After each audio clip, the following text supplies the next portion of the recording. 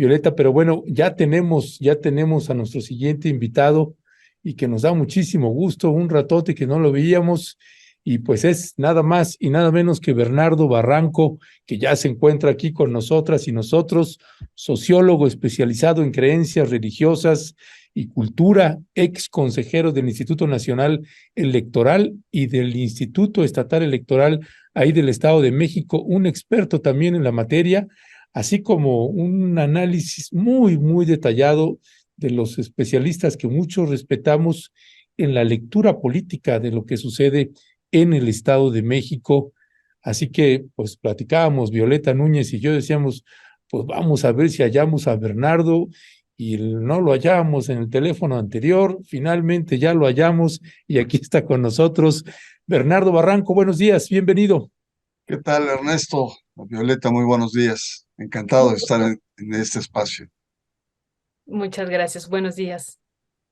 Buenos días, Bernardo. Pues finalmente, después de todo este proceso electoral en el Estado de México y que la derrota por vez primera del Partido Revolucionario Institucional, pues la maestra Delfina Gómez, pues presentó el día de ayer lo que será además, no solamente era la toma de posesión, sino quienes integrarán el gabinete de Delfina Gómez. Tenemos ahí las imágenes de cómo quedó integrado el gabinete.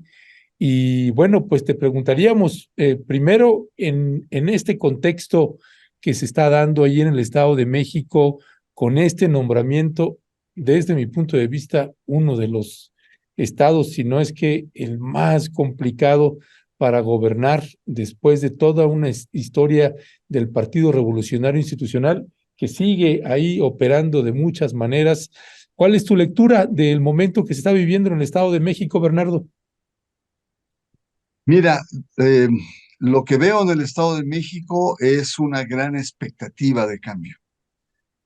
Si recordarás el proceso electoral en la que Delfina Gómez ganó por poco más de 8 puntos, en el fondo lo que estaba era un hartazgo muy marcado en la población.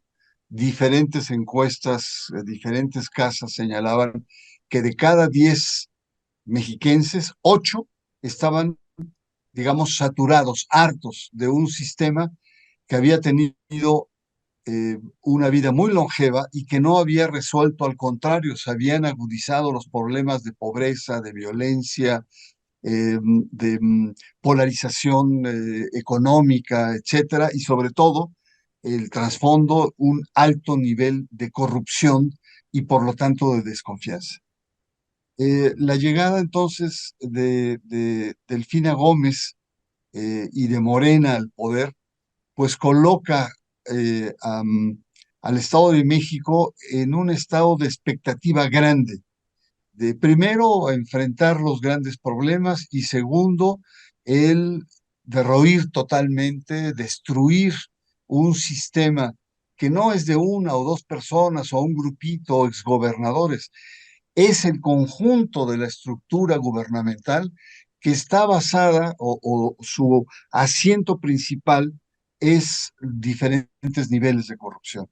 Entonces la expectativa es muy grande. Cuando se presenta entonces Delfina, después de más de 90 años de continuidad de un sistema político que no daba más, que no generaba esperanza, que no generaba ilusiones entre los mexiquenses, se presenta entonces Delfina con un discurso pues muy sencillo y es un gobierno del pueblo y para el pueblo, que repite muchísimo las consignas de Andrés Manuel López Obrador.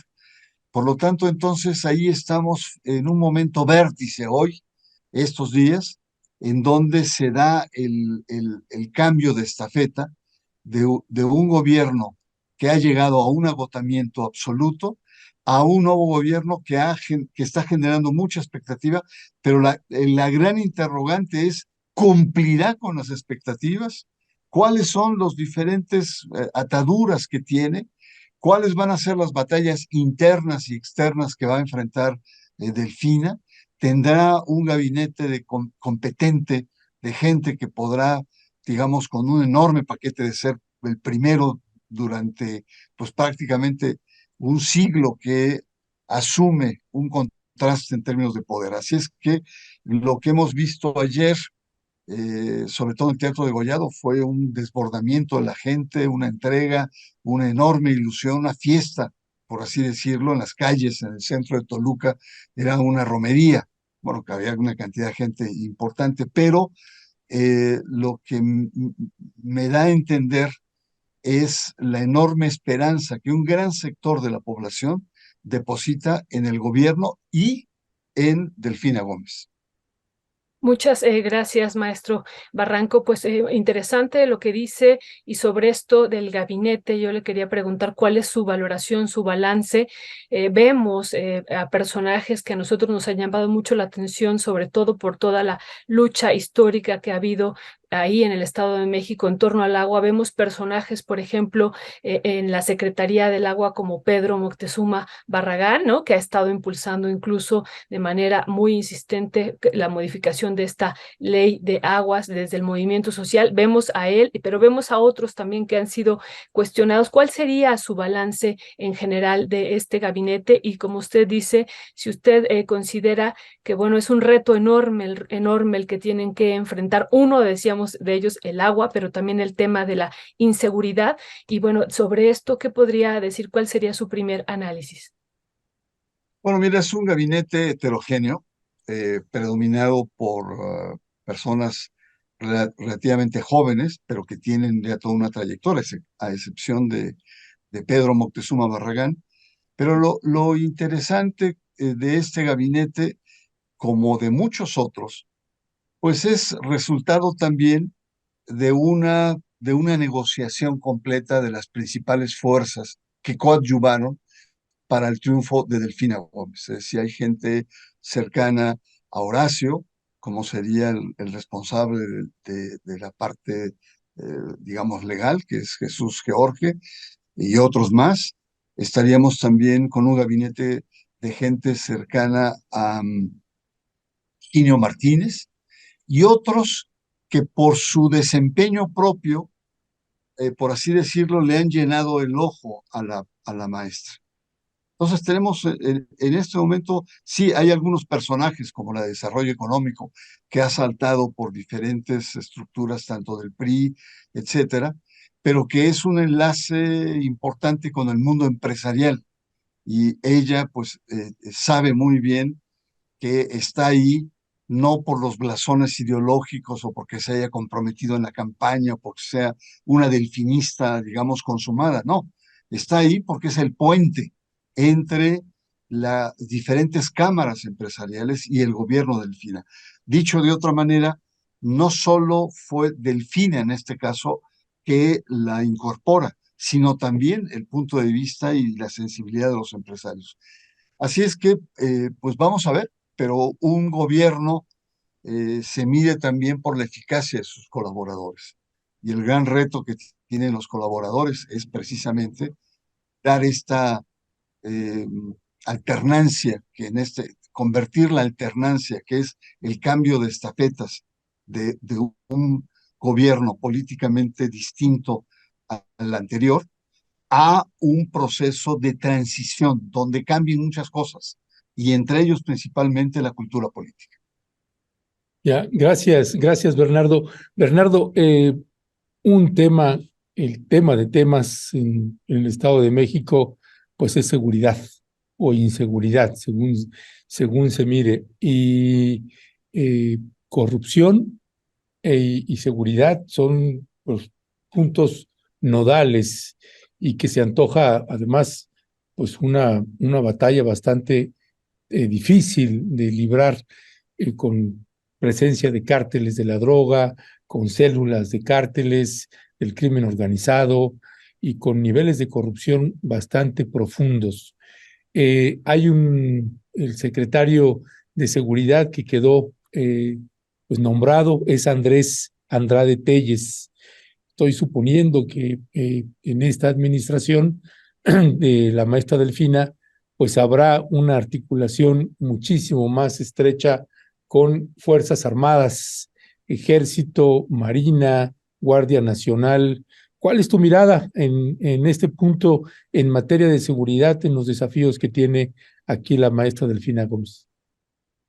Pues, eh, Ernesto, es un tema muy nodal, muy importante el que señalas y muy complejo, porque la inseguridad tiene diferentes niveles y los diferentes niveles reflejan la heterogeneidad del Estado de México.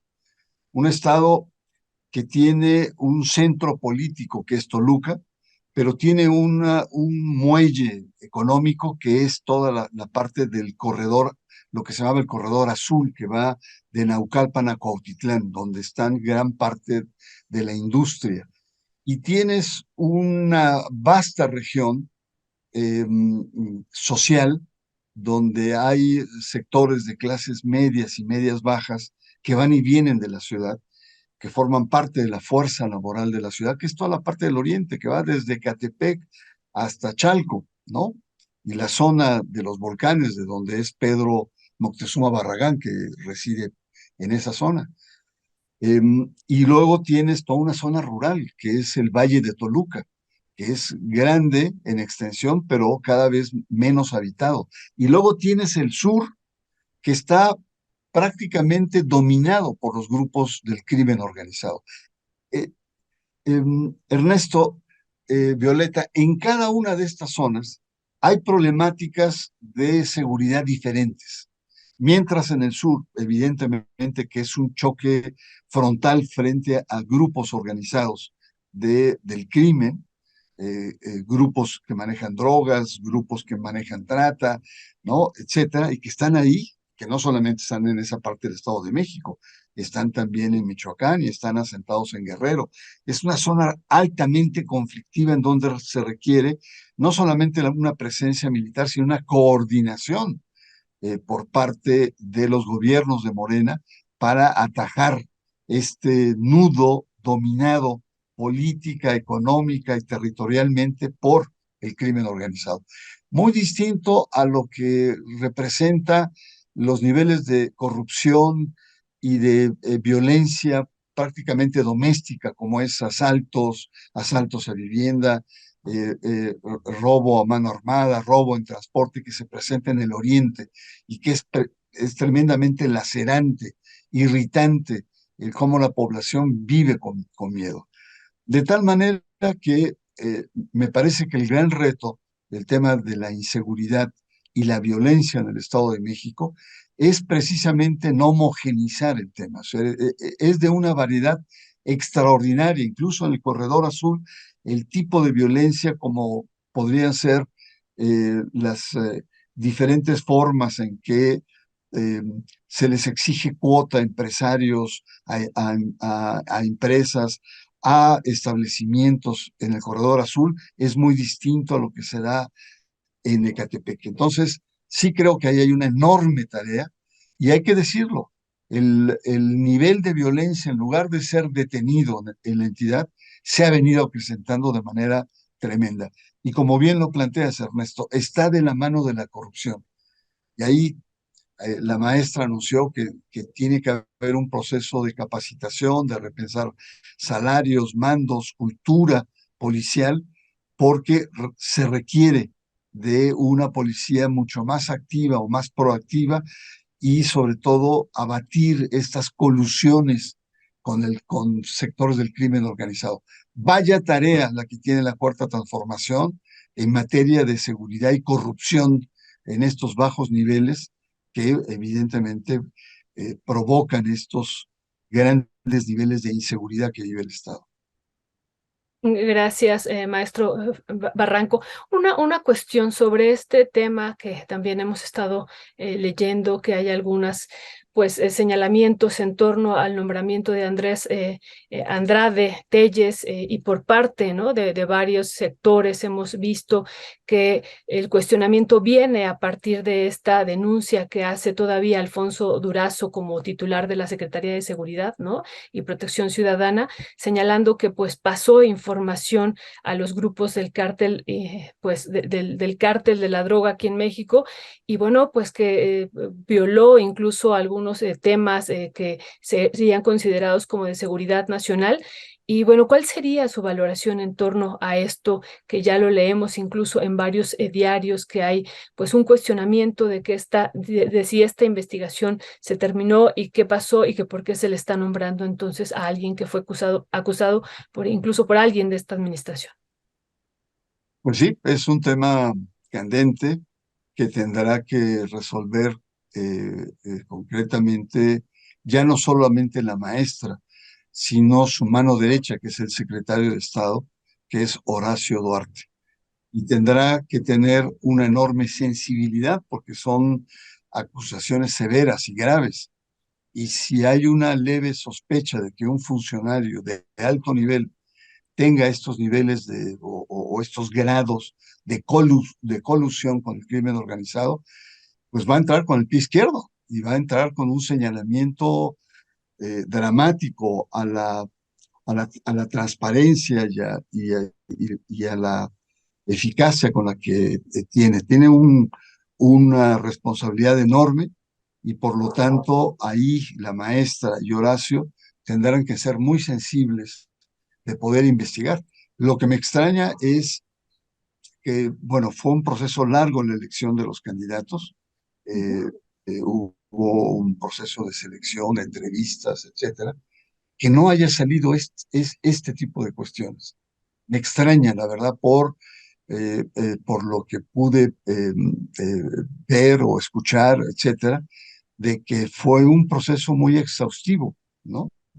La definición última de los secretarios se dio recién la semana, esta misma semana, principios, fines de la semana pasada y esta.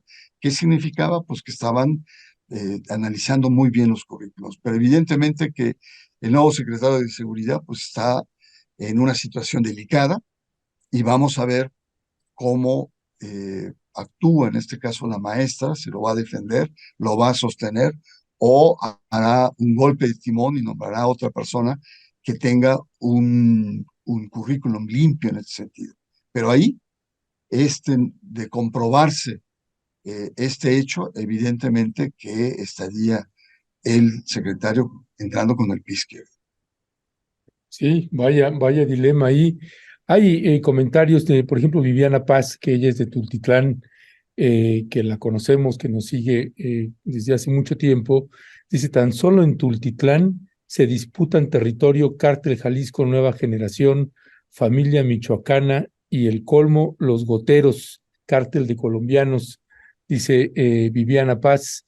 Y bueno, Zoraida Sein Martín del Campo, mi admiración para el doctor Barranco, un placer escucharlo.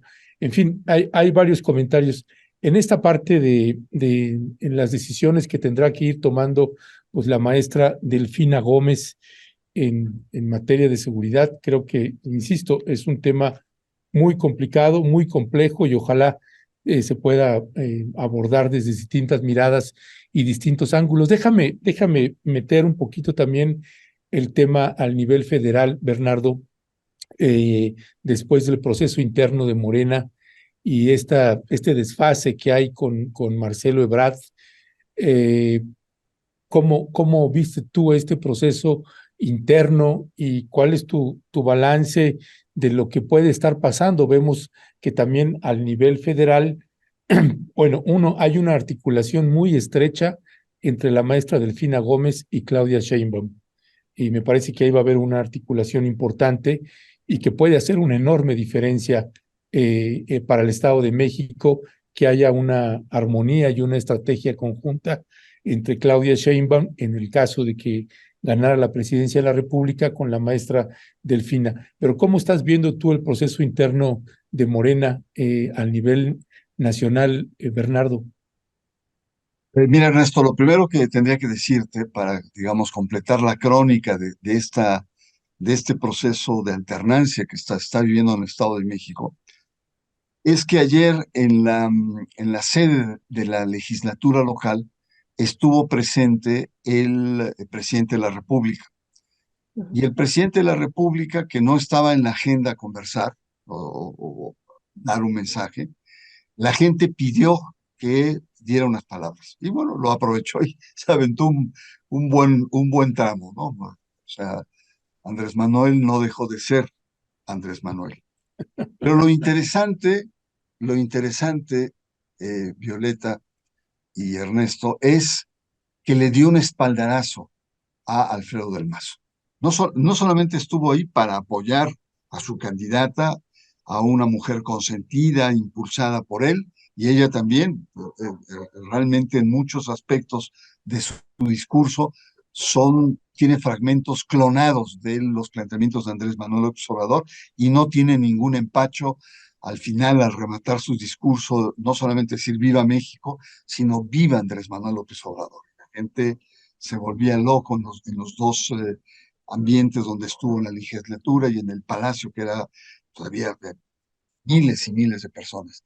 Pero lo interesante acá, en términos políticos, es lo que dijo Andrés Manuel López Obrador ayer en la legislatura. Y lo que planteó fue contundente, y es que no solamente ha habido respeto entre ambos, no ha habido críticas, ha habido colaboración, el plan interurbano, el aeropuerto y muchas otras iniciativas, sino también lo importante de su mensaje es que él respetó el proceso electoral, que él no metió las manos en el proceso electoral y más bien eh, enfrentó los planteamientos de los opositores internos, entre ellos Alito Moreno, que le reclamaran que le faltó arrestos al gobernador, que le faltó empuje para poder alentar a su partido en el Estado de México. Y el presidente dijo, bueno, ¿qué quieren? ¿Que hubiera hecho trampa? ¿No? Como a mí me la hicieron en el 2006 y en el 2000, hasta el 2018, ¿no? Entonces, en ese sentido, mi reconocimiento y las próximas obras que inauguremos, en donde él estuvo inicialmente comprometido, lo vamos a invitar con mucho gusto. Lo interesante es esa percepción que tienen a la persona de Alfredo del Mazo. Pero una cosa es la persona y otra es la estructura. Sabemos, por otro lado, que hubo mucho dinero y eso las auditorías y estos procesos de entrega y recepción van a mostrar en algunas dependencias déficit y movimientos extraños que sirvieron para fondear los miles de operadores políticos en el proceso reciente de junio de 2023 en el Estado de México. Pero ahí hay un apunte. ¿Por qué es este apunte? Porque estamos percibiendo ya en el PRI más importante en la República Mexicana, el más fuerte, el que está resquebrajado. Hay un sector importante que le reprocha a el grupo de Alfredo del Mazo que entrega la entidad, ¿no? Y entre ellos encabezados a nivel federal. Es decir, no solamente es una polémica interna, es una polémica externa. Y por otro lado está la postura de los del masistas que dicen, pues hicimos y perdimos a la buena, ¿no? Lo cual coloca al PRI en una situación muy delicada, porque llega o está llegando o está caminando de manera fracturada con la conformación política más importante que tiene en el país. Entonces, si el PRI viene hacia abajo y uno de sus principales bastiones está fracturado, entonces la situación para el PRI está muy comprometida y lo vamos a ver en el proceso próximo del 2024. Ese sería un apunte. Y lo otro, efectivamente, hay una cercanía muy grande con Claudia. Claudia estuvo en el evento, sobre todo en el evento del Teatro de Gollado, donde la gente la aclamó y la gente digamos, en términos muy ruidosos, la señaló presidenta, presidenta, pero es evidente que durante el proceso electoral Delfina Gómez, por la cercanía geográfica, recibió el apoyo logístico, político, y yo diría hasta económico también, por parte del gobierno de la Ciudad de México. Y por lo tanto ahora, a nivel federal, hay una reciprocidad crucial, estratégica, dado que el Estado de México, por el volumen de población que tiene un padrón electoral que está cerca ya de los 13 millones de votantes. Así es que hay una especie de pacto que hay entre ambas mujeres políticas en las que se apoyen. Y respecto, no hubo ningún otro ex corcholato que estuviera ahí en el evento. Yo no vi a ninguno, no vi a Marcelo, no vi a Noroña, no vi a nadie más, estaba solamente Claudia, lo cual pues marca muy bien la alianza, diría, estratégica que hay entre ambas mujeres en este proceso. Muchas gracias. Se nos acaba el tiempo, pero yo no quiero dejar de hacerle una pregunta relacionada con esto que decía de que fue y respaldó también a Alfredo del Mazo. Digo, él no tenía pensado hablar, pero finalmente le piden que hable y respalda muy fuerte a Alfredo del Mazo, pero también a Peña Nieto, ¿no? También eso nos llama la atención y sobre todo en un territorio, ayer que yo lo escuchaba, pensaba en la represión de Atenco, ¿no? Cuando él era gobernador y en otros momentos que todavía hay heridas que siguen abiertas. Y bueno, pues, ¿cuál sería su valoración? Y por supuesto que al respecto hay algunos descontentos que hemos estado leyendo y escuchando. ¿Y cuál sería su valoración sobre esto, también en ese contexto del Estado de México tan complejo? Pues ir y decir, pues sí, Peña Nieto no se metió, pero hay otras heridas del pasado que insisto. ¿Cuál sería su análisis, doctor, maestro Bernardo? Sí, ahí indiscutiblemente la mención a Peña Nieto que fue como un pincelazo, ¿no? O sea, no le dedicó un capítulo, simplemente fue una referencia, un rebote en términos discursivos, pero evidentemente que sí, frente a la agresividad que tuvo de Fox, que se comprometió públicamente, que dijo, yo a este cuate no lo voy a dejar subir, y que le echó toda la caballada mediática y sobre todo al sector empresarial, y también con mucho más hipocresía, pero también la intervención que tuvo el gobierno de Felipe Calderón. Es decir, en los planteamientos mañaneros del presidente están muy vivas esas heridas que no han cicatrizado de los fraudes que recibió. Están permanentemente, digamos, regresan. Y en el caso de Peña Nieto, bueno, pues efectivamente tuvo una actitud muy al estilo de la clase política de Toluca, ¿no? De mucha amistad, mucha cercanía, etcétera, pero también de pactos, que no podemos ser ingenuos. Y en el caso de Peña Nieto, también podríamos decir que como con Alfredo del Mazo, hubo una serie de acuerdos, ¿no? Acuerdos políticos en términos cupulares, porque también hay que matizar, y los gobernadores o los presidentes no están detrás de cada ciudadano tomándole el puño y tachando la línea. Sería imposible pensar que con millones y millones, pero sí la atmósfera, el clima, las articulaciones, la fuerza, los dineros, sí pueden incidir. No son absolutamente determinantes, pero sí inciden. Y también caeríamos en una lógica de pensar la política de manera muy elitista, ¿no? Son las élites que determinan fundamentalmente el sentimiento o el movimiento de los ciudadanos. Y bueno, hay algo, pero no es absoluto. Entonces yo creo que efectivamente lo que está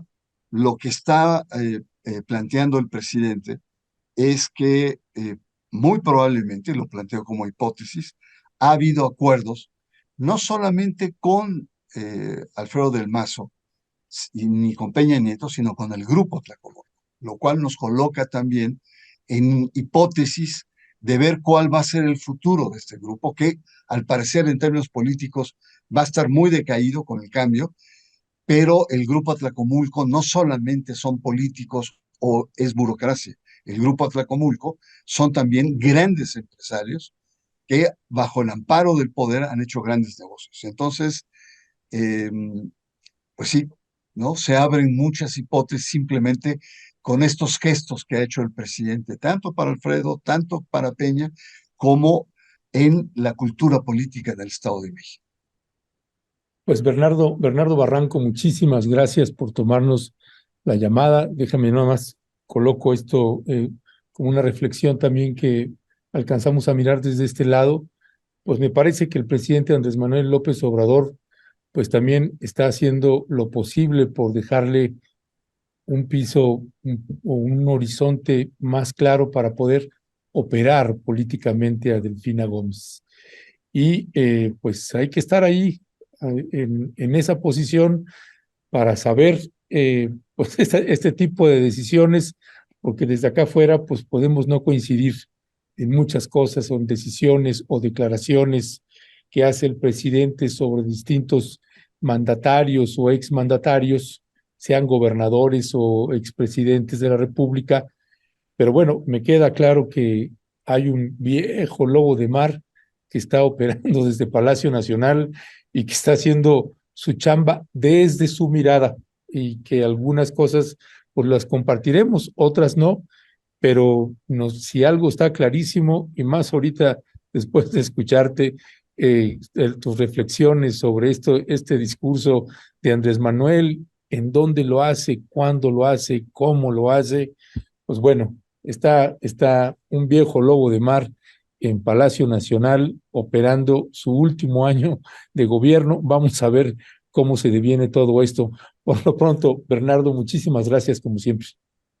Al contrario, Ernesto, Violeta, muy buenos días. Y nos Muchísimas encontramos, aquí estamos a sus órdenes. Gracias. Adiós. gracias. Pues, ¿cómo ves, Violeta? ¿Cómo ves la lectura de Bernardo Barranco? Pues veo un escenario sumamente complicado, como lo hemos dicho, en el Estado de México es uno de los espacios más difíciles, como tú dices, todos tienen su particularidad, pero el Estado de México, no sé, estaba recordando incluso ahora que nombraron a Pedro Moctezuma, que eso yo lo celebro muchísimo, Ernesto, muchísimo, insistimos, hay, como tú siempre dices, luces y sombras, y esta me parece una luz inmensa. Estaba recordando la lucha histórica de las mujeres mazahuas también por toda la defensa del agua en el Estado de México, pues es todo un tema, el tema del agua. Y bueno, qué bueno que coloquen a un tipo con estas características, a un personaje con estas características, que viene de una lucha ya de décadas y décadas en torno pues al tema del agua, y que han impulsado pues esta agenda y esta ley de agua desde la participación y desde la experiencia social, y eso yo lo aplaudo. Pero bueno, están otros temas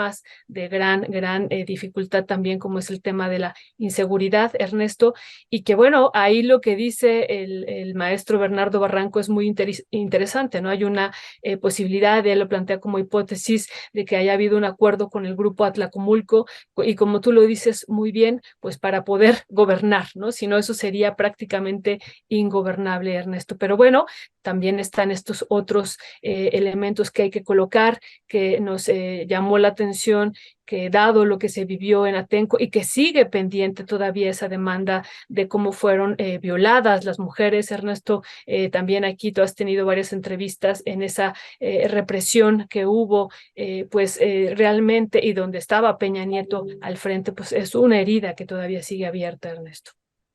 Así es, Violeta. Y hay comentarios y lecturas desde distintos lados de usted como audiencia, de nosotras, de nosotros, y un especialista como Bernardo Barranco y demás, ¿no? Es que escucho aquí, por ejemplo, leo, ¿no? María Esgu, Delfina estará al servicio del grupo Atlacomulco. Es que de veras que hacer así No, afirmaciones sin tener elementos es una barbaridad, pero bueno, pues la gente opina, usted opina, y hay cosas en las que uno discrepa así, pero en su totalidad, como este tipo de afirmaciones. Creo que va a ser un desafío importante gobernar el Estado de México tan corrupto, tan violento, tan feminicida. Pues es un enorme desafío. y sabiendo además que están todos los cárteles que hay en el país, todos operan en el Estado de México. No hay un cártel que no opere en el Estado de México y que tienen sus demarcaciones territoriales y luego se disputan un lado y otro, pero también hasta entre mismos cárteles se han respetado sus geografías de operación. No va a ser fácil, va a ser un tema bastante complicado y creo que es importante no perder también esa mirada crítica que uno pueda hacer, porque pues uno entiende que la clase política dice, bueno, pues es que si no haces estos acuerdos, pues va a ser difícil gobernar ahí, te van a sabotear todos tus 6 años si es que los terminas. Así que, pues más bien hay que hay que ir negociando unas cosas, pues la gente dice, bueno, lo entiende, otras me parece que no debes negociar algunas cosas y no se sabe qué tanto se negoció o no, pero sí, hay una situación que me parece que es importante no perder nunca el ejercicio de pensar por uno mismo, por una misma y de ser críticos y críticas en decisiones, así como pues celebrarle cuando son buenas decisiones, como esta que hablabas de Pedro Moctezuma, Violeta. Sí, sí, en verdad no dejaremos de decirlo porque lleva décadas y décadas en esta lucha por la defensa del agua, Ernesto. Así es que también lo celebramos muchísimo, Ernesto.